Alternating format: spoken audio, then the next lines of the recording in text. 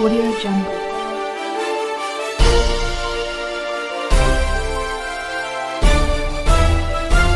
Audio Jungle. Report करे रहियो आहे नवीद मुस्तफ़ा कांधड़ो। ऐवान सहाफ़त कंधरा जी ऑफिस में ॾाहे एडवोकेट एहसन महमूद जागराणी जी सालगिरह जो प्रोग्राम मुनक़िद कयो वियो।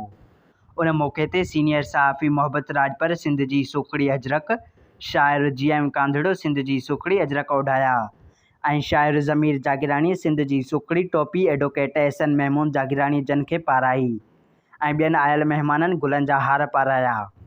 उन मौक़े ते सीनियर सहाफ़ी मोहब्बत राजपर आयल महिमाननि खे आजियाणो ॾिनो ऐं सीनियर सहाफ़ी आसिफ बलोच, सिंधी अदबी संगत शाख़ कंधरा जे नाले वारे शाइर हुसैन जागराणी, पैटे अलफ्ताल के रोड़ीअ जे सदर उस्ताद मोहम्मद ज़करिया बुल्लो, शाइर अदीब उस्ताद ज़मीर जागराणी जन एडवोकेट एहसन महमूद जागराणी जे फ़न, फ़िक्र ऐं ज़िंदगीअ ते रोशनी विधी।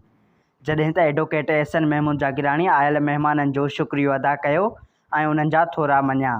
उन मौक़े ते उस्ताद मंज़ूर बुल्लो, जागराणी बिरादरीअ जो चङो मुड़ुसु मुहिब अली जागराणी, सीनियर सहाफ़ी इनायत जागराणी, नौजवान सहाफ़ी अमीर जागराणी, जुमन इनकलाबी, मसूद जागराणी, अली गुल जागराणी, मशूक जागराणी, रेडियो नेटवर्क रोढ़ी जो RJ फरहान मल्हा, रेडियो नेटवर्क रोढ़ी जो RJ, KIT न्यूज़ जो न्यूज़ कास्टर प्रोड्यूसर राशिद गुल कांधड़ो, रज़ा अली मल्हा ऐं ॿियनि माण्हुनि सालगिरह वारे प्रोग्राम में शिरकत कई।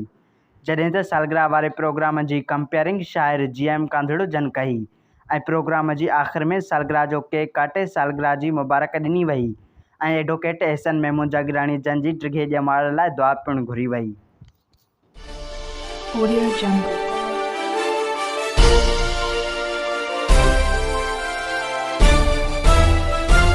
Audio Jungle.